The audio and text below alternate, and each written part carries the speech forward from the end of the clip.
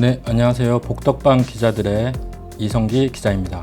지난 시간에 2030 직장인을 위한 소액 투자 가이드 땅 투자 편을 했었는데요. 오늘은 그에 이어서 수익형 부동산에 대해서 전은규 소장님과 이야기 나눠보도록 하겠습니다. 소장님 안녕하세요. 예, 안녕하세요. 저번에 땅 투자 편을 말씀을 해주셨고요. 오늘은 수익형 부동산인데 수익형 부동산 간단하게 정의를 하면 어떤 것일까요? 땅이라는 거는 다른 말로 차익형 부동산이라고도 하고요. 차익형의 반대가 이제 수익형이라고 생각하거든요. 그러니까 차익형은 약간의 텀을 두고 이제 약간 묻어두는 개념이고, 이 수익형은 꾸준히 월 임대 수익이 나는 걸 이제 수익형 부동산이라고 정의를 하겠습니다. 흔히 그러면 저희가 임차인에게 그렇죠. 월세를 받는 임대료 가장 이제 뭐 상가 대표적인 게 네네. 상가나 오피스텔을 들 수가 있겠죠. 그러면 구체적인 그 수익형 부동산의 종류라던가 그 종류에 따라서 수익률은 어느 정도 되나요? 수익률이 제일 낮은 것부터 다양하게 있는데요. 사실 이 서울 아니면 수도권에 있는 빌딩들이 수익률은 한 3% 정도대로 나오고 있습니다. 대신에 그래도 이제 건물, 이런 꼬마 빌딩이라고도 하죠. 그런 열풍이 일어나기도 했죠. 그런 이유가 그래도 월세 받는 목적보다 이 땅값이 올라가는 게 더 크기 때문에 이렇게 한 건물 통으로 사는 거를 지금도 선호를 하고 있는데, 근데 중요한 거는 이제 수익률이 낮기 때문에 그런 거는 좀 감안하셔야 되고요. 수익률을 이제 3%대는 빌딩으로 보시고 1층 상가도 인기가 많죠. 네네. 이왕 상가 투자하는 거 고층보다 1층을 선호하는데 1층이 좀 안정적인 대신에 이제 수익률은 좀 낮은 편입니다. 그래서 한 4% 정도로 생각을 하시면 되고요. 수익률을 좀 생각하는 상가를 찾으시면은 5, 6% 정도가 이제 2층 이상.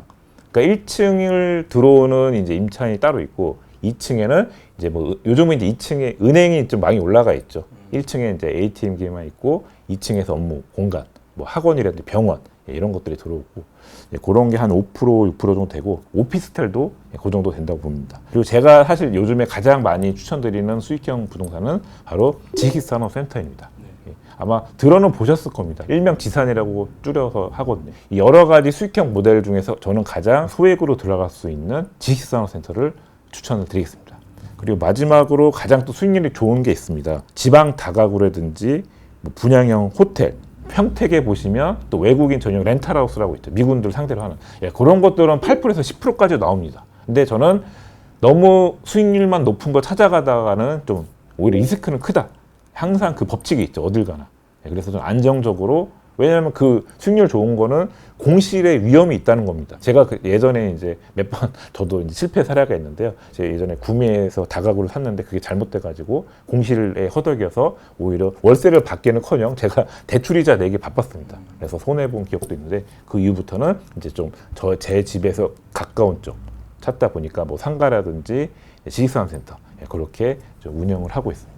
그 지식산업센터라고 하면 흔히 판교를 떠올리면 되나요? 그렇죠. 가장 이제 딱 대표적인 게 판교, IT 기업들, 게임 업계 기업들이겠죠. 예, 맞습니다. 근데 이제 연구소 이름도 그렇고 토지 투자 전문가신데 네네. 그 이 수익형 부동산에 관심을 갖게 된 계기가 뭘까요? 예, 사실 가장 큰 계기는 제 별명이 땅꾼이잖아요. 그 땅만 했는데 땅에 가장 큰 아쉬운 게 하나 있습니다. 뭐가 가장 아쉬울까요? 땅에 아쉬운 게. 오래 걸린다? 그렇죠. 좀 그것도 아쉬운 점이 하나지만 제일 수익형이랑 가장 큰 차이점이 하나 있죠. 돈이 안 나온다는 겁니다. 땅은. 예. 자기 현금이 묻어둬야 됩니다. 근데 수익형 지금 지식산업센터는 돈이 나온다는 겁니다. 그게 가장 큰 차이죠. 그래서 땅은 그런 아쉬움 때문에 제가 최근에는 땅도 하지만 이렇게 월세 받는 부동산도 지금 계속 투자를 하고 있습니다. 그러면 토지는 아무래도 묻어두는 거니까 장기적인 관점에서 투자를 하셔야 되는 그렇죠. 거고. 예. 그래서 땅은 투자 기간은 제가 한 3년에서 5년 정도 보고 있고요. 지식산업센터처럼 수익형 부동산은 단기 1년에서 2년 그 정도만 단기 단타로도 가능하기 때문에 좀 수액 투자자 2천만 원 정도의 자금으로 한번 투자를 해보실 분들은 땅도 좋지만 수익형 부동산도 한번 관심을 가지시면 좋을 것 같습니다. 코인 주식에 비교해서 수익형 부동산 투자가 왜 좋다? 어떤 장점이 좀 있을까요? 제가 이제 부동산을 하기 때문에 그런지 약간 부동산에 좀 더 말씀을 더 드리는데 이 코인이나 주식은 저는 사실 하진 않거든요. 근데 주위에 하시는 분들 보면은 자기 투자금을 날리신 분을 제가 많이 봤거든요. 잘 되는 시기가 있었겠죠. 근데 그때 못 빠져나오고 자기가 예를 들면 3천만 원 넣었는데 그냥 그게 휴지 조각 되신 분을 제가 많이 봤거든요. 근데 땅이라도 남아 있잖아요. 네네. 3천만 원짜리 땅이 갑자기 없어지는 건 아니기 때문에 그래서 제가 이 부동산 땅을 좋아하는 거고 이 수익형도 마찬가지인 게 건물이 갑자기 없어지진 않잖아요. 그래서 저는 코인 주식보다는 눈에 보이는 부동산을 더 좋아하고 안전적이다 이렇게 생각하고 있습니다. 그럼 혹시 소장님께서 직접 투자를 하고 계시는 수익형 부동산 그 경험을 좀 말씀해 주신다면. 그래서 저도 이제 자금이 없었을 때는 이제 오피스텔부터 시작을 했습니다. 8년 전에 오피스텔부터 해서 예전에 이제 자금이 없었기 때문에 이렇게 주거형 위주로 했었는데 지금은 이제 자금이 되고 또 지산이라는 또 자금이 없어도 가능한 저는 이제 주거형보다는 업무형 수익형 부동산을 하는데 이 두 개 차이를 잘 아셔야 됩니다. 사실 글자 한 글자 틀리는 거거든요. 오피스텔이랑 오피스랑 구별을 하셔야 됩니다. 오피스텔은 잠을 잘 수 있는 공간이죠. 오피스는 업무 공간이에요. 네.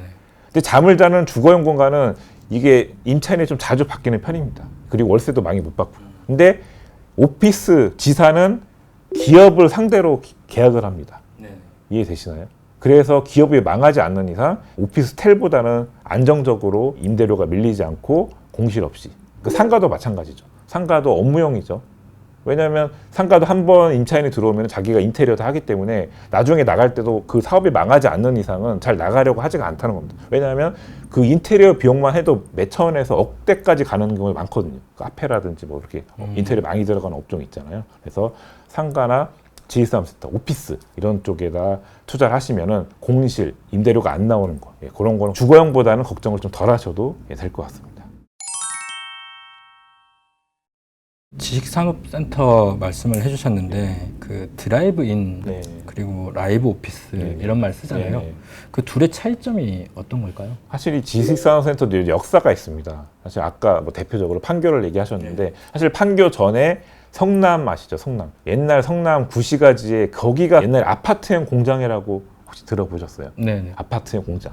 옛날에는 공장이 약간 지저분하고 약간 공장 특유의 굴뚝 있고 그런 것만 생각했는데 이제 30년도에 90년도에 처음에 이제 지금 지식산업센터라고 하는데 아파트 공장이 그냥 빌딩 안에 숨어 있다는 겁니다. 그 건물은 멀쩡한데 속 안에 들어가 보니까 약간 지저분한 제조용으로 돼 있었는데 지금은 그런 제조용도 있지만 이제 약간 업무용도 많이 지산이 생겼습니다. 그래서 이게 이제 세대를 거쳐서 거의 한 4세대라고 지산이라고 평가를 하는데요. 드라이브인은 말 그대로 차가 자기 사무실 앞까지 들어가는 겁니다. 지금 일반적인 생각 우리가 지하에 주차하고 엘리베이터 타고 올라가서 이제 사무실에 가잖아요. 그렇죠. 일반적인 빌딩은.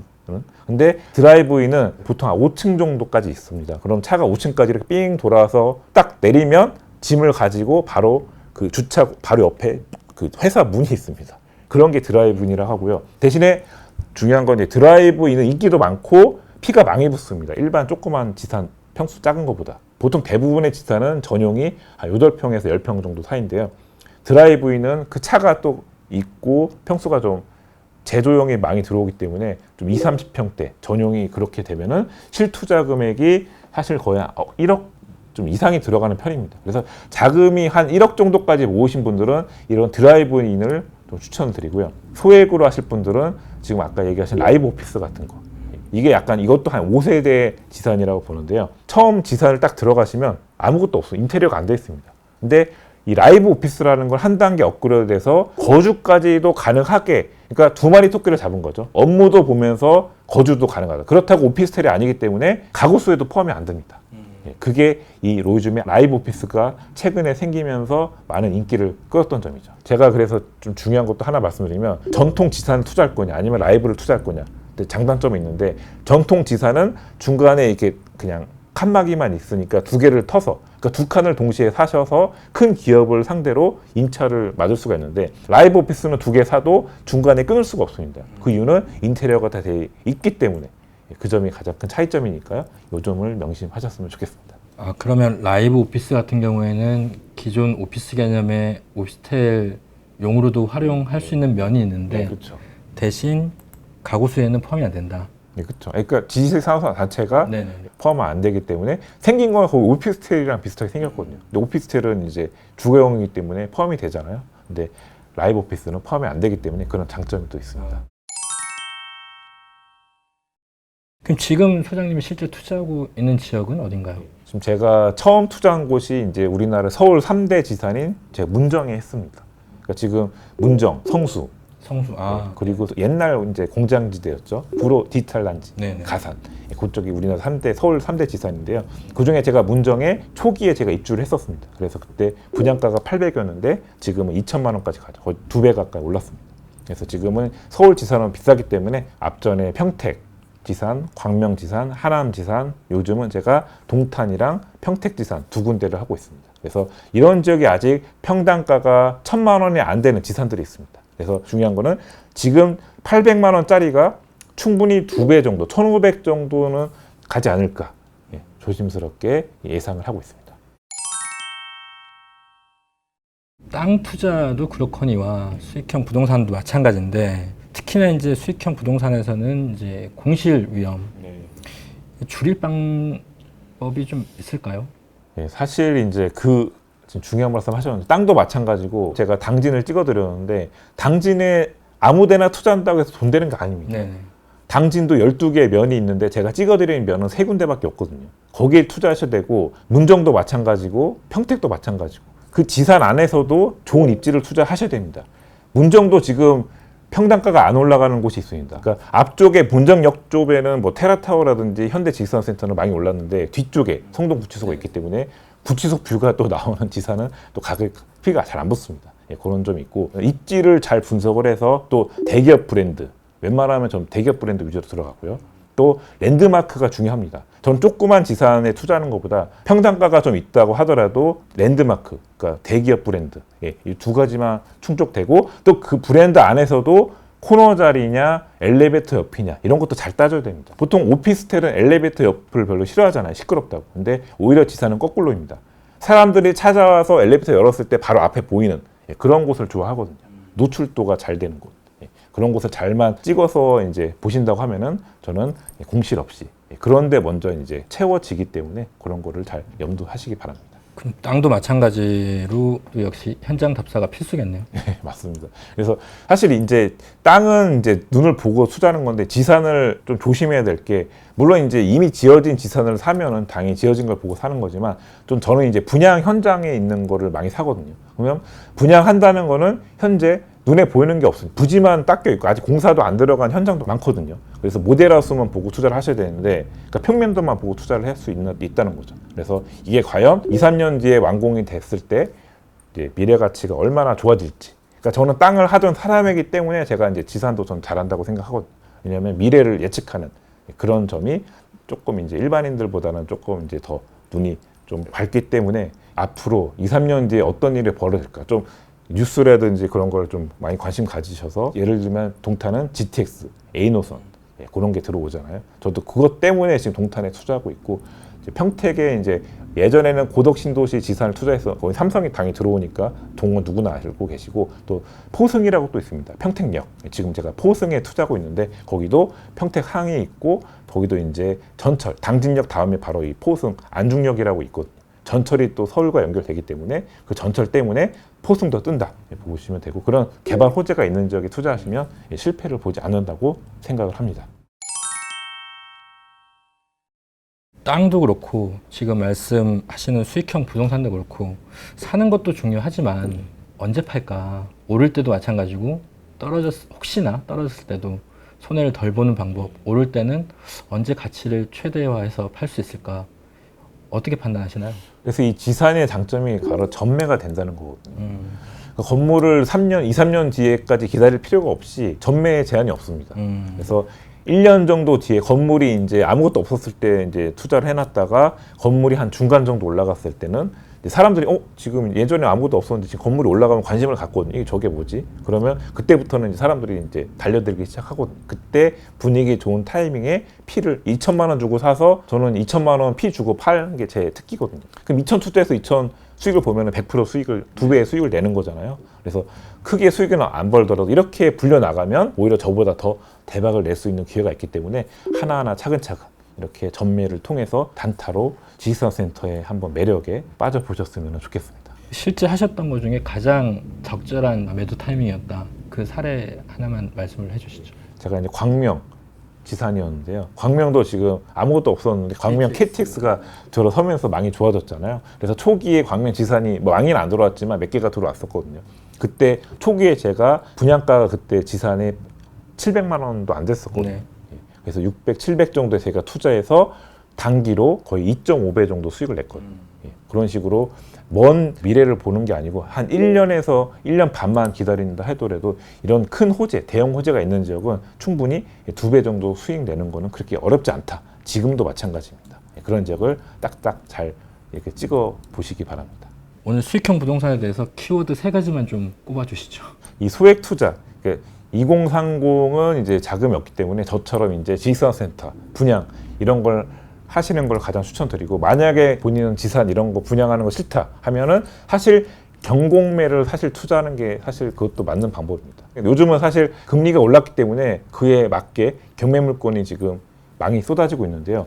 이렇게 경매 물건을 싸게 잡을 수 있다는 장점이 있기 때문에, 물론 이제 금리가 조금 올라서 이자는 좀 내는 편이지만 알짜만 잡으면 아주 좋은 매물을 잡을 수가 있거든요. 물론 이제 경공매 물건을 잡으려고 하면은 중요한 건 공부를 하셔야 됩니다. 분양 이렇게 하는 거는 뭐 다 차려진 밥상에 이제 숟갈만 얻으면 되는 거지만, 경공매는 자기가 제대로 권리 분석을 잘못하다가는 또 낭패를 볼 수 있기 때문에 그 점은 좀 명심하셨으면 좋겠습니다. 2030 직장인을 위한 소액 투자 가이드, 오늘은 수익형 부동산에 대해서 얘기 나눠봤습니다. 오늘 말씀 고맙습니다. 예, 감사합니다.